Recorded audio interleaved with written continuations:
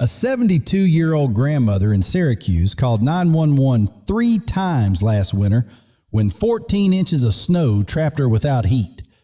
Rescuers couldn't reach her for 22 hours, and right now that same storm pattern is setting up again. The 6 a.m. models just came in this morning, and folks, this is a game changer. 80 to 120 inches of snow is about to bury the Sierra Nevada over the next 7 days. That's up to 10 feet.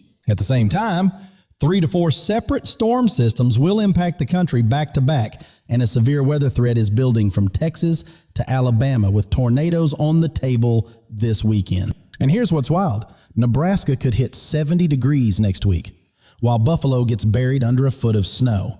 This country is having a weather identity crisis right now. All right, buckle up because the weather pattern is about to get very active, and I want to break down exactly what you need to know to keep your family safe. We have moisture coming out of the Pacific Ocean and moisture coming out of the Gulf, and all of this is going to collide over the south central United States in the next 24 hours. This setup is going to support severe weather Friday through Sunday with damaging winds, large hail, and a few tornadoes possible. And I'm not exaggerating when I say this is serious. At the same time, a winter heat wave is building across the central United States with unusually warm air surging north, and that warmth is fuel for these storms. Iowa, Nebraska, and Illinois could see temperatures near 70 degrees by Tuesday of next week, and that's record-breaking heat potential for mid-February. But here's the thing. That warmth enhances the sharp temperature boundary, which means more storm development, more severe weather potential, and more uncertainty as we go through next week. And this pattern is far from over. A major snowstorm is expected across the western United States next week, with feet of snow piling up in the mountains. As that system moves east of the Rockies, it should trigger multiple additional storms, so we're looking at 3 to 4 different storm systems just over the next 10 days. Now let me walk you through this first storm that's already developing, because this one arrives tomorrow and it's going to last through the entire weekend. By Saturday morning, we'll have widespread rainfall from Springfield and Joplin, Missouri, all the way back towards Dallas, Fort Worth, and even towards Abilene, Texas. The Storm Prediction Center has already issued a marginal risk across a large area for Saturday. But here's my honest take on this situation. I'm going to make a bold call right here. I think this gets upgraded to an enhanced risk by Saturday morning. And if I'm wrong about that, I'll own it in tomorrow's video. Late Saturday night, around 9, 10, 11 p.m., we're looking at a line of thunderstorms developing across eastern Texas into Louisiana and southern Arkansas. This is what we call a QLCS, basically a long squall line of storms. And when that happens, damaging winds become the main threat, 60 to 70 mile per hour gusts. Now here's what keeps me up at night. Overnight severe weather is the most dangerous kind because people are sleeping when these storms roll through. If you're anywhere from Shreveport to Jackson to Birmingham to Montgomery, I need you to do something before you go to bed Saturday night. Make sure your phone alerts are on, make sure you've got a weather radio with fresh batteries, and make sure everyone in your house knows where to go if a warning sounds. Sunday into Monday, the severe weather threat shifts into the Florida Panhandle, Alabama, Mississippi, and Georgia. So the Deep South needs to stay weather aware all weekend long. Colorado State University is already showing a 15% probability for tornadoes across Texas and Arkansas going through northern Louisiana on Sunday. Now let's talk about the rainfall totals, because this storm is going to have so much moisture that flooding is a legitimate concern for many areas. We're expecting a widespread 1 to 3 inches of rain from Texas all the way into the Carolinas, with some areas picking up 2 to 4 inches easily. Memphis, Shreveport, and Joplin could see the heaviest totals, and I wouldn't be surprised if some spots hit 5 to 6 inches when all is said and done. The good news is this rainfall is going to benefit the drought we've been dealing with across the Southeast and Ohio Valley. We desperately need this water. Now let's shift to the winter weather side of this system, because there is still potential for snow on the northern edge, and I want to be straight with you about it. Both models have been trending together, but the chance for a big snow is actually diminished overnight for the mid-Atlantic and northeast coastline. We're not getting that strengthening low pressure right along the coast that we'd need for a major nor'easter. So the I-95 corridor is looking at a low-end scenario. However, Upstate New York is a completely different story, and that's where the real snow is going to pile up this weekend. All right, Dallas at 50 to 60 degrees with heavy rain and thunderstorms expected. You're looking at 1 to 4 inches of rain, so have your backup plans ready for any outdoor Valentine's events. Houston at 55 to 65 degrees is getting drenched with 2 to 4 inches of rain. And I've been getting messages from so many of you worried about flooding again after what happened last year. And honestly, I don't blame you for being nervous. Low-lying areas absolutely need to watch for flooding, especially Saturday night into Sunday morning. Austin, Oklahoma City, at 45 to 55 degrees with heavy rain expected, 1 to 4 inches possible. This is the zone where severe thunderstorms could really fire up on Saturday afternoon. Little Rock at 45 to 55 degrees is right in the bullseye for heavy rain, with 2 to 4 inches expected. Arkansas is going to get absolutely soaked this weekend. Memphis at 50 to 60 degrees with heavy rain and potential thunderstorms. 2 to 4 inches coming your way. The Mississippi River Valley is in the crosshairs of this system. Nashville at 45 to 55 degrees with rain and thunder likely, 1 to 3 inches expected. And I know you folks have been through a lot this winter. I'm sorry to say more wet weather is coming. Now here's where I get genuinely concerned, and I want to be real with you for a second about what I'm seeing in the data. Birmingham at 50 to 60 degrees with thunderstorms and heavy rain. This is one of the cities I'm watching most closely for overnight severe weather on Saturday night. Montgomery at 50 to 60 degrees with heavy rain and 2 to 4 inches expected.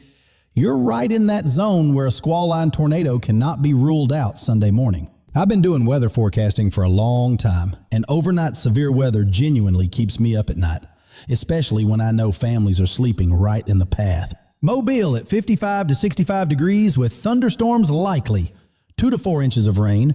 The Alabama coast needs to stay alert, especially in those early morning hours Sunday. Atlanta at 50 to 60 degrees with heavy rain and thunderstorms, 2 to 4 inches expected.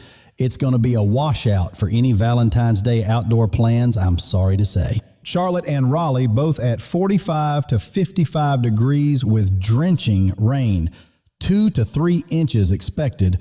The Carolinas are going to see a very wet end to the weekend. New Orleans at 55 to 65 degrees with heavy rain, 2 to 4 inches coming. The Gulf Coast is going to feel the brunt of this moisture plume from the Gulf of Mexico. Now I want to hear from you. Drop your city in the comments and let me know what you're seeing outside. Your real-time reports help everyone understand what's actually happening on the ground. Kansas City at 45 to 55 degrees with heavy rain and thunderstorms. You're looking at 2 to 4 inches of rain. The southern edge of this system hits you hardest. St. Louis at 40 to 50 degrees with heavy rain expected, 1 to 3 inches. You're on the northern flank, so it'll be rain rather than any wintry mix for you. All right, let's shift to the winter weather zone because the Northeast and Great Lakes are looking at a completely different situation this weekend. Buffalo at 25 to 35 degrees is looking at 6 to 12 inches of heavy snow with lake effect potential. And I know you folks are tough as nails up there, but even by your standards, this is significant. Syracuse at 25 to 35 degrees with 6 to 12 inches of snow expected. The I-90 corridor from Buffalo through Syracuse is going to be treacherous. If you don't have to drive it, don't. And folks, that grandmother I mentioned at the beginning of this video, she lives right in this zone. And that's exactly why I want everyone to take this seriously. Rochester at 25 to 35 degrees with 5 to 10 inches of snow and wind from this system. Travel is going to be extremely difficult across all of upstate New York this weekend. Burlington, Vermont at 22 to 32 degrees with an intense snow event expected, 6 to 12 inches possible. Northern New England is going to get hammered. Portland, Maine at 25 to 35 degrees with heavy snow on the northern edge, 5 to 10 inches expected. Have your snow removal equipment ready to go before this hits. Boston at 28 to 38 degrees with snow showers likely, 4 to 8 inches possible, but this is one where the totals could vary quite a bit depending on the storm track. New York City at 32 to 42 degrees is looking at a possible wintry mix transitioning to rain, maybe 2 to 4 inches of snow before it changes over. A messy commute either way. Philadelphia at 32 to 42 degrees with a mix of sleet and snow possible, 2 to 5 inches accumulation. It's going to be slippery out there, especially early Sunday morning. Pittsburgh at 30 to 40 degrees with snow accumulation in the mountains 3 to 6 inches expected. The Appalachians are going to pick up the heavier totals as usual. Washington, D.C. at 35 to 45 degrees will see mostly rain from this storm, 1 to 3 inches of liquid, not looking like a big snow event for the capital this time around.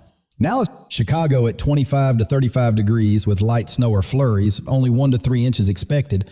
You're far enough north to stay mostly dry from the main storm system. But here's what's crazy. By next week, you could see temperatures swing 30 degrees warmer.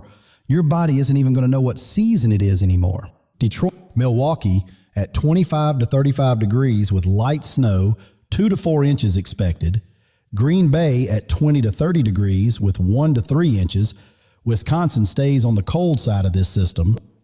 Cleveland at 28 to 38 degrees with a snow chance, 3 to 6 inches possible. The lake effect machine could enhance totals, especially in the snow belt east of the city. Columbus at 32 to 42 degrees with a mix in the Ohio Valley, 1 to 3 inches of snow possible.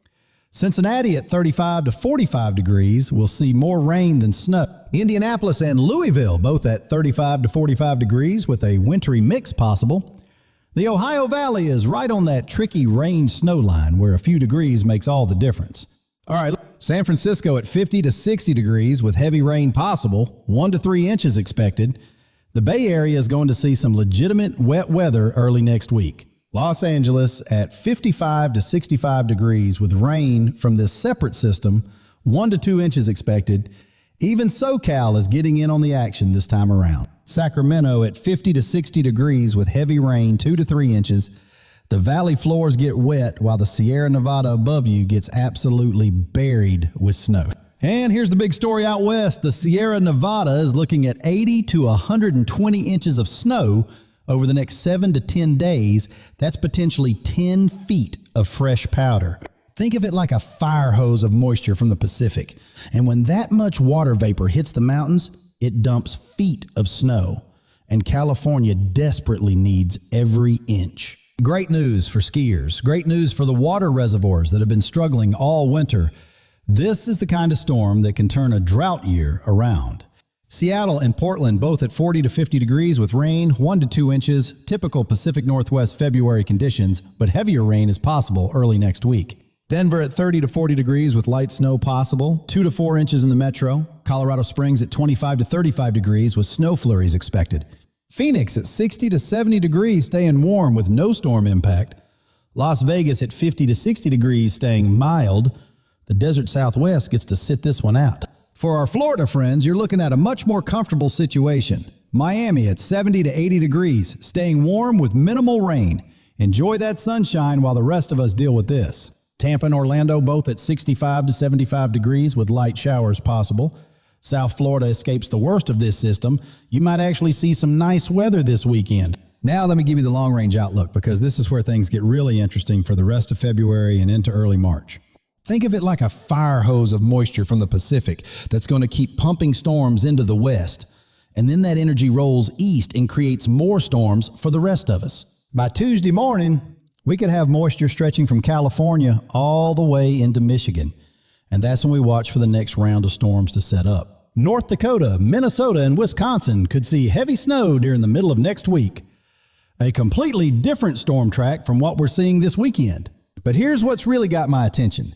The new data this morning shows cold weather could come roaring back at the end of February going into early March. Don't think this warm-up is going to bring us right into spring. This is going to be a fake spring. Winter is not done with us yet, not by a long shot. After the 20th, that colder pattern could persist all the way from the west across the central U.S. and the east, which means more snowstorms as we head towards March. All right, let me give you the 5 key takeaways from today's forecast. These are the things you absolutely need to keep on your radar. First, severe weather threat Friday through Sunday from Texas to the Florida Panhandle. Damaging winds are the main concern, but tornadoes cannot be ruled out, especially overnight. Second, heavy rainfall with flooding potential from Oklahoma and Texas all the way to the Carolinas. 2 to 4 inches widespread, with some spots hitting 5 to 6 inches. Third, winter weather from Buffalo to Boston with 6 to 12 inches of snow possible. In the heaviest bands, lake effect snow will enhance totals across upstate New York. Fourth, 80 to 120 inches of snow for the Sierra Nevada over the next 7 days. Incredible news for California's drought situation and water supply. Fifth, this is not a one-and-done event. We're looking at 3 to 4 separate storm systems over the next 10 days. The weather pattern is going active and staying active. Now here's what I need you to do. If you've got elderly parents or grandparents anywhere in the affected areas, pick up the phone and call them today. Make sure they've got flashlights, batteries, food, and water for a few days. A 2-minute phone call could save you a lot of worry this weekend. For anyone with Valentine's Day weekend travel plans, Friday is your best window to move. Saturday gets messy fast, and Sunday could be downright dangerous in some areas. Now here's what I'm watching most closely. If that squall line holds together through the overnight hours and moves through Alabama while people are sleeping, that's a recipe for tragedy. Overnight tornadoes are the deadliest kind, and I'm genuinely hoping the Storm Prediction Center upgrades the risk levels before Saturday so people take this seriously. We're talking 3 to 4 different storm systems over the next 10 days. So if you're tired of winter, I hate to tell you this, but we're not done yet. Stay safe out there, check on your neighbors, and I'll see you tomorrow with the latest as this active pattern unfolds.